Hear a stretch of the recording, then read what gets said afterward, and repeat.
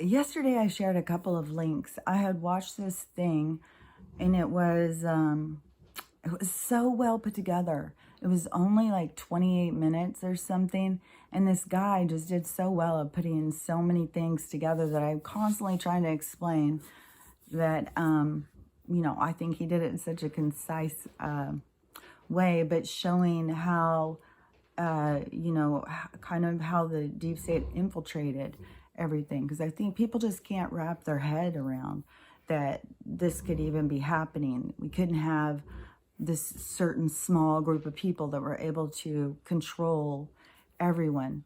And he does a really good job.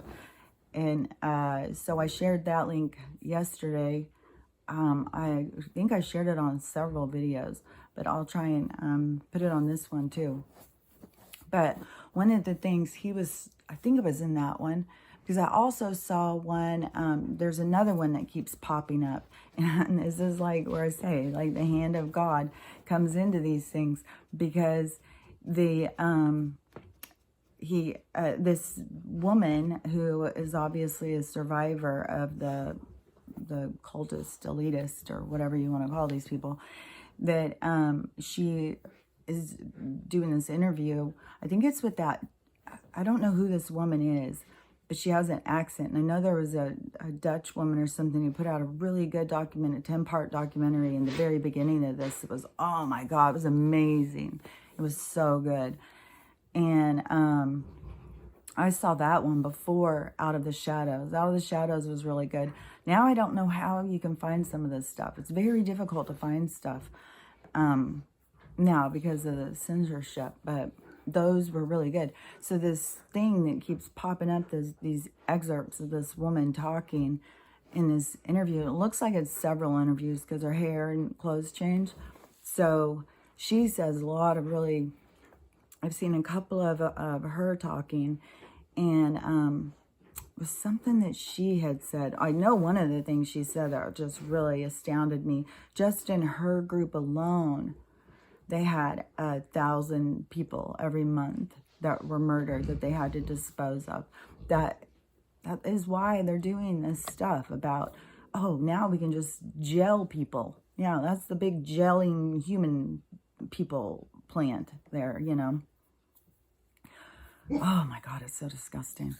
But so it's for them to dispose of people. I mean, like they've run out of room. It's like that wackadoo guy who was trying to flush them down the toilet, the bodies, and then stopped up the whole apartment complex plumbing. And then when the plumber came out to clear the lines, he's pulling out dead people, and they could follow which place it came from. That's basically what these people are. Are like, well, what are we gonna do with them now? I know, we'll tell them it's important. We need to gel people because of we'll just keep telling them these sicknesses. It's like, we got to gel people now. We've run out of room. It's the climate change. We can no longer put people in the planet or sprinkle them on the planet. No, we got to gel them and put them in our food. Only way forward. Like, oh my God. This is so, yeah, her saying that yesterday. But this other thing too, this video, this one starts, he was talking about, I talked about this a long while ago, if you do with the frequency and stuff, and you could do it with, I think his was with sand. I've seen it with water, but it goes into these crystalline shapes, right? And they go into these geometric patterns, that everything is based on the universe. And he was talking about some more stuff about that, about how these different groups say that the earth and humans and everything began. And he was talking about these patterns and the song and the frequency, but it all goes into this frequency, right? And I talk about this all the time, that's what this whole universe is based on: frequency and resonance and energy. And I'm also talking all the time about this double, like these two realities, and how I hear some people talk about like 3D, 4D, 5D. And But it's all in what you're focused on. Like if you're real focused on what's going on here, that's the three-dimensional, like you're focused on your place in this three-dimensional world. You're focused on everything around you. That's your three-dimensional mindset, your thinking, the way you are living your life and stuff. Then, there is outside of that, which, I don't know how they do all the dividing with the 4D, 5D, and all that, but it's changing what you focus on, changing on what you think is important and stuff. So that is what changes your frequency or your resonance, right? Moves you into the other dimensions. So to me, what I was thinking was something that they were saying that about when you're not in resonance, which this was something in the 70s when people didn't vibe or whatever. I'm not on your vibe, or it was all about vibration and stuff. And but I think that is what the problem is. It's not just this split reality. It's this resonance. Like why I feel like I'm in this certain one, and when I keep feeling like I'm getting pulled back into this one, I'm starting to get angry. I mean, I'm starting to really get upset and frustrated. And, I just told somebody some harsh things, but to me, it has become, there's a line between this enabling and being honest. And sometimes we have to face the dark truth about ourselves to be able to move forward. We can't just, you are crippling somebody to just continuously enable them to continue the same behavior. If they're stuck and they can't get out of their rut, you have to, and sometimes it is throwing a hurtful bomb. There was one that my sister threw to me when I was my early 20s. Is still, it was very profound, and I've used it all the time in my life. And I've talked about this with my mom too, and she's had the same thing happen. But I was very whiny about what I was going through, and it was nonstop. If you were talking to me, you were listening to me whine about my life. And she said, just shut up, stop whining about it, and change it if you don't like it. And it was like, oh my God. I felt like she just took a machine gun and just blew me to bits. But it really was like that went in there. And I was like, yeah, stop fucking whining. If you don't like something, change it. Like simple stuff. But sometimes we all need to hear that. And it does become like, you can't just continue you have to sometimes call people out, even the people you love the most, and it hurts you to your soul to do it, and it makes you feel sick.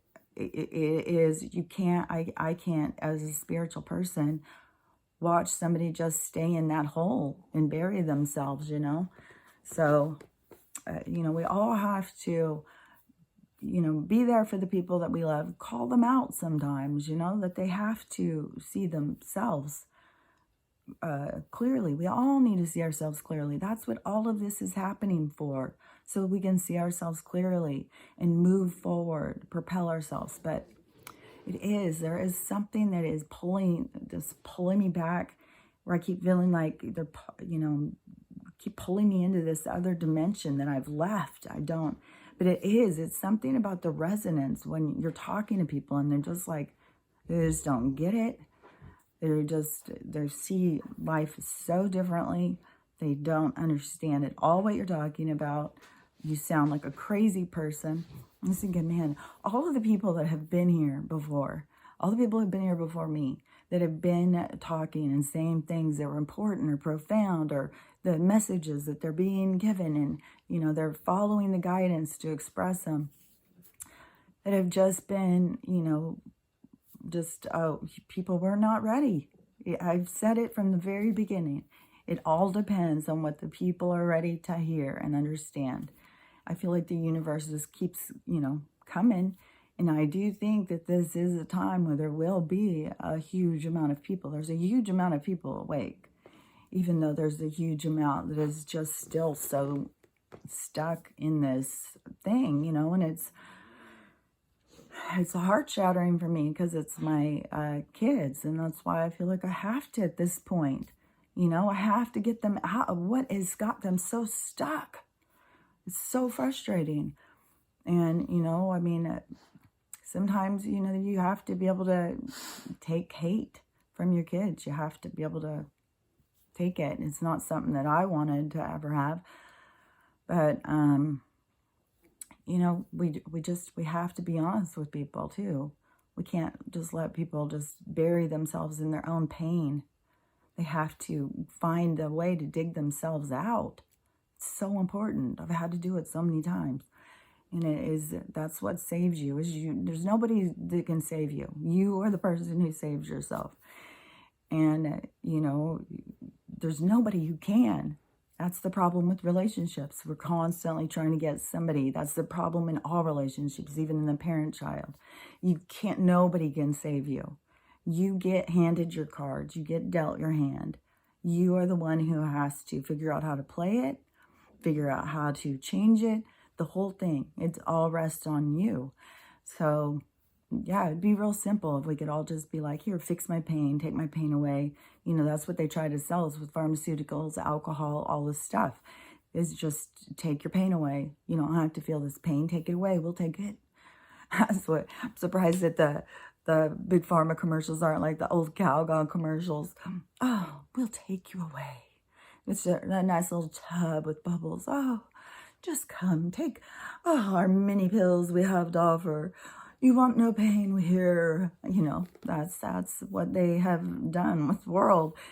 And even with the smells, I was thinking, you know, because my house has this really woody smell, you know, and you wash stuff and you put it away and you get it out. It's like, oh my God, what is this smell? It smells like, and I was thinking, you know, how much, because my house is all wood and my stuff, you know, my dresser, my clothes and stuff is all wood.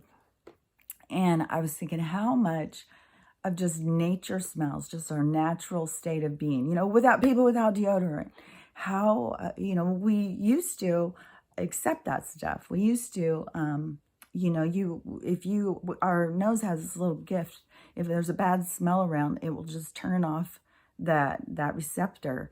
After a few minutes, your brain will be like, oh, no longer smells it. That's why you can go in someone's house and it can smell hellacious to you and they don't smell it at all because you have this thing, a little gift that turns off those smells. So, I was thinking that so if you were around people who were total BO people, I mean, if you're super sensitive, but I think after a while you would just kind of, because when you consider what's in deodorant, what they're putting in there to absorb into your skin I mean, that's where you're sweating and stuff. That's a lot of absorption. A lot, you know, we feel like it's just excretion or something, but it's a huge amount of absorption. And, but I was thinking, how much of every natural smell have they just masked with perfumes? They've even made artificial evergreen and artificial rain, all these smells that they perfume up so that those smells are, you know, what we think everything should smell like, perfume and sweetness and stuff like that. Just like all our food should taste like sugar and whatever those chemicals they put on there, you know. It's so nuts when you start seeing to how extreme all of this really is. But anyways, you know, I think that if we could just kind of step back from all of the stuff and accept, like, you know, this is I don't know, the smell. Like, I've been just, you know, get a t-shirt out or something and they'll be like, oh my gosh, it smells like wood. Especially like right now, because I've been wearing tons of sundresses because it's been hot, but now it's kind of switching back. It's like, oh my God, do I get every t-shirt out and wash it? But if you don't do it all the time, you always pull it out and always have that wood smell. So I will get something out and I'll put it on and be like, okay, I'm just going to wear it. But that, I don't know what it's so, I don't know, it's such a nature smell. I even put perfume on it. But anyways, I don't know. I think that we're going to get away from all that stuff. You know, I don't know that we're going to go around and people are going to just start going around with no deodorant or something. I don't know how all that stuff will switch, because so many of our products are all manufactured by the corporation that is, you know, has infiltrated all of our whole life, our whole world, and it's all collapsing. So there's so many products that won't be available. You know, there will be, I'm sure, all sorts of natural products. I mean, we've got tons and tons of people on the planet right now who have been focused on developing natural products that are all really natural. Just as we've got so many people on the planet right now who have gone out and started developing off-grid living and small farms and stuff, which just makes me sick what the government is doing right now with these larger farms. But all of these people are there to help us, to teach us how to move forward, to teach us things that as we break free from these systems of control. And one of the things is too, is that oh, what was it? Just so frustrating. The people who, let's see, the people who, the ones who are, because I was going to say is, you know, I mean, think about this even.